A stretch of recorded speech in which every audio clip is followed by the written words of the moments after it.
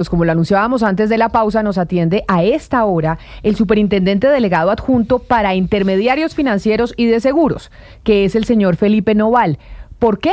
Porque es el encargado de estar haciendo la vigilancia a los bancos, a los intermediarios, para ver por qué razón no se ha implementado este tema del 4 por mil y que no tengamos que escoger una cuenta única y simplemente cualquier cuenta en donde estemos nosotros, tengamos 17 millones de pesos que sean exentos del 4 por mil. Superintendente delegado Noval, bienvenido a Mañanas Blue, mil gracias por atendernos.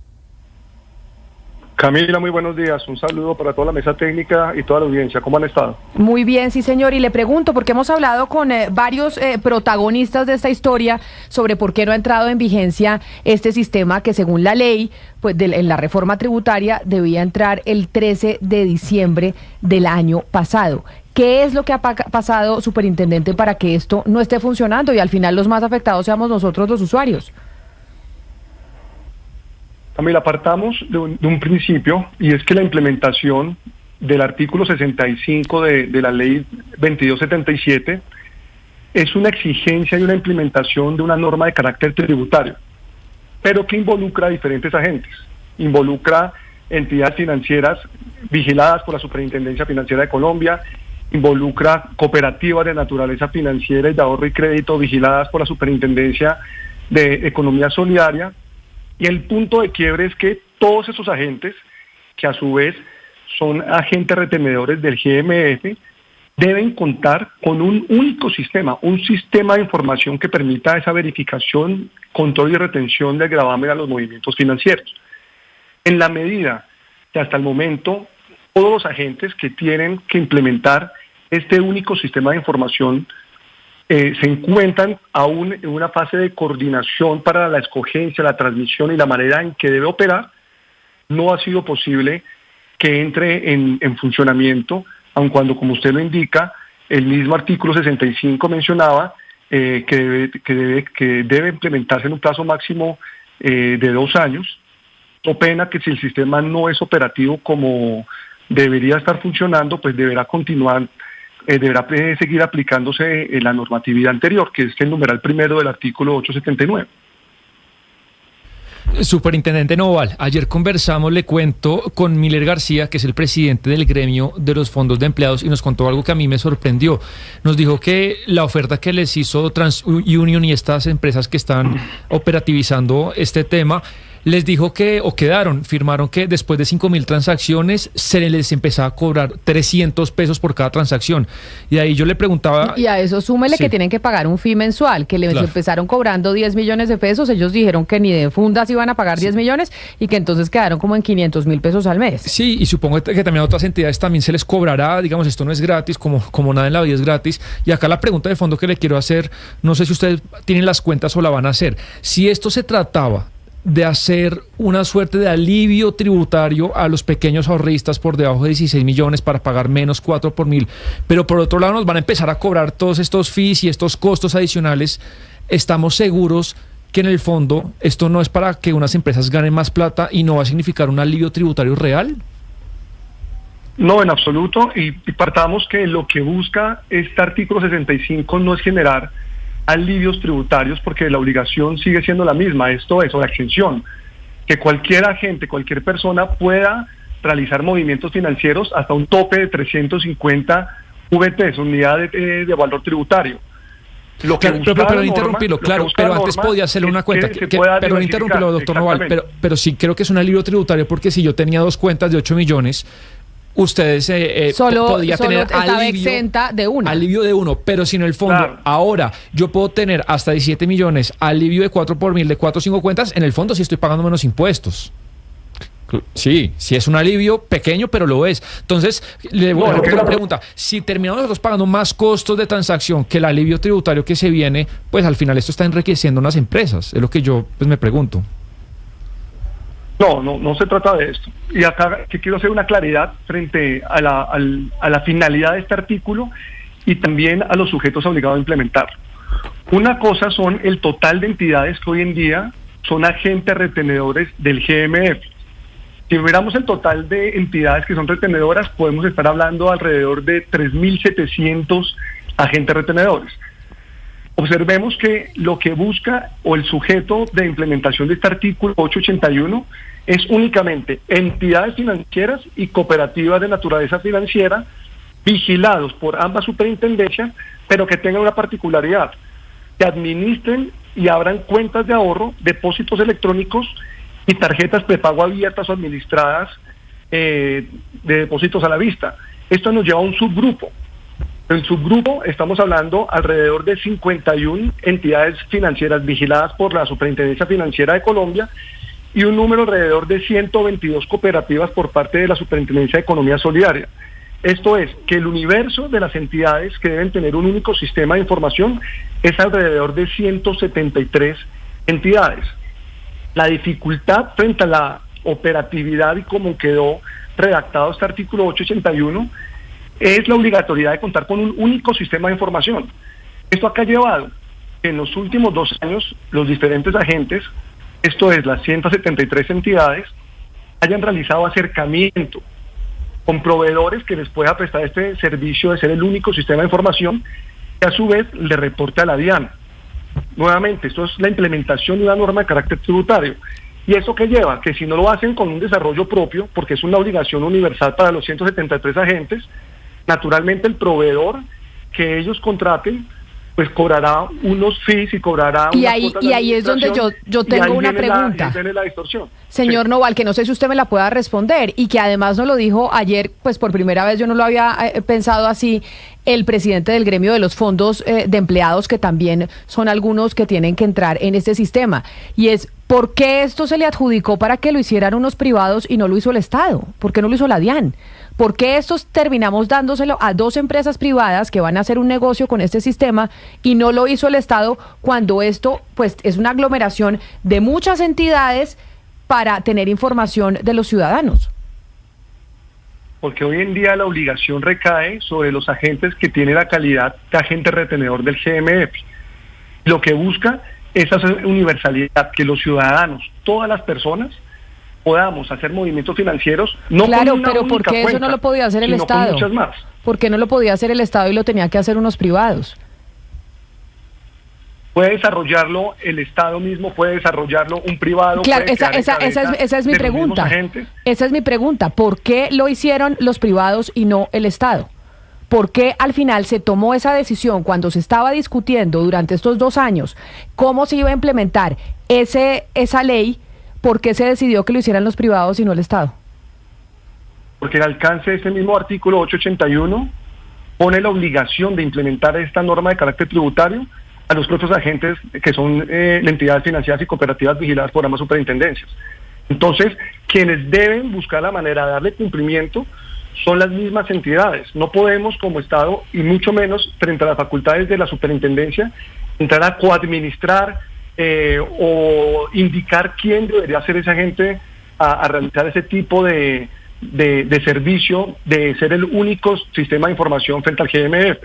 Acá hay un tema que es relevante, y es cuál es el alcance de las facultades que tienen los diferentes agentes. Acá estamos hablando en mesas técnicas, el Ministerio de Hacienda, la DIAN, la Superintendencia para Economía Solidaria, la Superintendencia Financiera de Colombia, pero partiendo de la base de la responsabilidad y de las facultades que la misma ley nos exigen a cada uno de los agentes.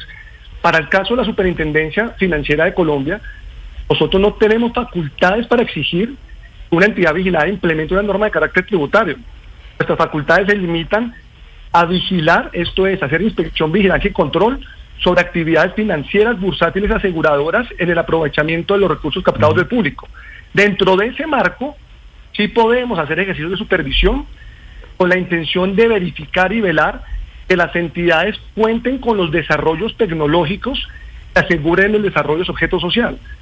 Partamos de la base que hoy en día las entidades vigiladas no se conectan únicamente con la DIAN. Cualquier entidad vigilada se conecta con la Superintendencia Financiera, se conecta con el Banco de la República, se conecta con diferentes agentes para cumplir obligaciones, o en su calidad de entidad vigilada, pero esta obligación es en su calidad de agente retenedor del GMF. Entonces lo que se está buscando con mesas técnicas es que se logre implementar esto de llevar a estos 173 agentes a consensos, a poder articular diferentes proveedores que entre ellos pueden haber subsistemas y subsistemas que permitan contar con un único sistema que le pueda transmitir a la DIAN. Sí, superintendente, me queda tal vez una última duda antes de despedirlo, y es que, como bien usted decía, esto se aprueba en la reforma tributaria del 2022 del entonces ministro de Hacienda, José Antonio Campo, y ahí se establece un plazo que es de 2 años, razón por la cual pues la reforma se aprobó el 13 de diciembre de 2022, vamos hasta el 13 de diciembre de 2024. De pronto los legisladores no tuvieron en cuenta el gran desarrollo tecnológico que debía ser, y de pronto 2 años no eran suficientes, pero aquí nos preguntábamos, parece que 2 años es el tiempo suficiente para hacer un desarrollo de este tipo, pero ayer que hablábamos, por ejemplo, con los fondos de empleados, nos decían, nosotros hablamos con TransUnion, que es el sistema de información que nosotros vamos a usar, empezamos a hablar en octubre, del año pasado, porque TransUnion estuvo listo en septiembre, y nosotros hablamos con el director de la DIAN a ver si de pronto lo hacía el Estado, nos íbamos con privados, lo hablamos en junio. ¿No también de pronto les cogió un poquito la noche a todos los actores del sistema? Lo que sucede es que acá hay diferentes actores. Hay establecimientos bancarios que están agremiados con la Sobancaria, hay compañías de financiamiento que pueden estar o en AFIC o en cualquier otra asociación, hay cooperativas de ahorro y crédito. Esto es, hay 173 agentes que tienen esta misma obligación, y la articulación puede ser compleja. Tanto así que el mismo artículo 65 en su parágrafo transitorio indica que hasta tanto el sistema de información previsto en este artículo no se encuentre en funcionamiento, continuará aplicando lo dispuesto en el numerado anterior. ¿Esto a qué nos lleva? Que no podemos quedarnos quietos. No se trata de dejar la norma sin su implementación, sino ver cuáles son los caminos, cuáles son las mesas técnicas, cuáles son las conversaciones que se tienen que dar para buscar que el fin teleológico, esto es la finalidad que buscaba el artículo, de generar un beneficio a los consumidores financieros o a las personas, de contar con diferentes productos de depósito en diferentes entidades y con un tope de 350 VTs, y no únicamente con la marcación de una cuenta, que haga realidad. Eso es lo que se debe estar buscando. Y entonces, para esto mismo hay conversaciones entre gobierno y sector privado para que pueda funcionar. Y nosotros les hemos preguntado a todos los que han pasado por estos micrófonos, porque como usted dice, esto es una norma que beneficia al usuario que está bancarizado, o incluso puede permitir que otros colombianos que no lo están se bancaricen, porque el 4x1000 ha sido una limitante para que la gente entre a los bancos. Yo le pregunto, ¿usted cree que dentro de cuánto vamos a tener el sistema en operación? Yo creo que estamos en camino y generando los espacios de diálogo entre gobierno, y esto es Ministerio de Hacienda, la DIAN, la Superintendencia de Economía Solidaria, la Superintendencia Financiera de Colombia, de tocar base y articular esas mesas técnicas con aquellos agentes que están obligados. Lo bueno es que no es un universo total de aquellos que son agentes retenedores del GMF, sino que es un subgrupo de ellos. Es alrededor de 173 agentes que pueden estar representados en 4 o 5 gremios. La finalidad es poder implementar esta norma. No hacemos nada claro, pero por eso le digo un desarrollo, sino buscar esa alternativa. ¿Y ustedes creen que como para cuándo va a estar listo? Yo creo que en la medida que podamos sentarnos con los diferentes actores, mirar cuáles son los stoppers, cuáles son esos cuellos de botella que se están presentando, buscar durante la vigencia de este gobierno poder lograr su implementación. Pero de nuevo, nosotros no podemos obligar al sector privado a escoger a un proveedor en particular, ni mucho menos podríamos entrar a discutir abiertamente tarifas, porque son materias que superan nuestras facultades, son temas que pueden interferir en temas de competencia, que sale de nuestra esfera de facultades para la Superintendencia Financiera de Colombia con relación a su deber de supervisión del sistema financiero. Pero sí tenemos la convicción de buscar espacios de diálogo, mesas técnicas que permita esta implementación y poner de acuerdo a estos agentes para que puedan escoger un sistema único de información. Ojalá sea rápido, señor Noval, porque ya se les hizo tarde, y más mesas técnicas después de 2 años. Esas mesas técnicas ya se deberían haber hecho, y el 13 de diciembre del año pasado esto debería estar funcionando. Y por eso, precisamente porque los oyentes son los que nos han escrito, es que hemos estado indagando por qué razón es que esto no ha entrado en operación. Superintendente delegado adjunto para intermediarios financieros y de seguros, Felipe Noval, gracias por atendernos. Un feliz resto de día para usted. Con mucho gusto, un feliz día para todos. Este sí no se atrevió, y yo lo entiendo que no se atreva a decir una fecha. De Asobancaria sí dijeron que en unos meses, y esperamos que así sea, porque esto a los que favorece es a los usuarios, a nadie más. A los usuarios, por el pequeño alivio del que yo hablaba, pero sobre todo para poder trasladarse fácilmente. Es que vea, Camila, alguien que sabe de este tema, nos está oyendo, me comenta lo siguiente, que a lo mejor sí ha seguido el rastro de pieza por pieza que hemos venido contando estos días. Me dice, la no implementación del sistema favorece a los bancos tradicionales porque los usuarios no pueden mover los recursos a cuentas de alta rentabilidad de los neobancos como por ejemplo Lulo o Nu. Y me dice, la implementación sí favorece a los usuarios, les da mayor libertad de movimiento del dinero y en un mercado competitivo pegaría duro a los bancos tradicionales. Pero la gran pregunta es también, y hemos llamado a Colombia FinTech, con ellos no podemos hablar, no hemos podido hablar, vamos a ver también para tenerlos aquí con nosotros, y ¿están listas las FinTech? Es que acá son muchos actores, ¿las FinTech todas están listas o no? Pues vea este mensaje cifrado, o no tan cifrado, yo creo que es un mensaje directo que está en una de las cuentas de Instagram de Nubank. Pone, si me ayudan también a ponerlo en pantalla, dice, en Nu estamos preparados para el cambio desde el 13 de diciembre, pero el lanzamiento depende de ajustes tecnológicos por parte de los proveedores y algunos participantes. Mientras tanto, ahí lo tenemos en pantalla, sigo Camila, mientras tanto, el 4x1000 seguirá operando normalmente hasta que el sistema esté listo. Es decir, están diciendo, cuando quieran que estamos listos nosotros. Claro, toca preguntarles si todas las fintech están listas también, porque aquí son muchos actores y pues a nosotros a empujar, porque esto favorece a los colombianos que estamos bancarizados. Nosotros nos vamos con las noticias del mediodía para actualizarnos de lo que está pasando en Colombia y el mundo.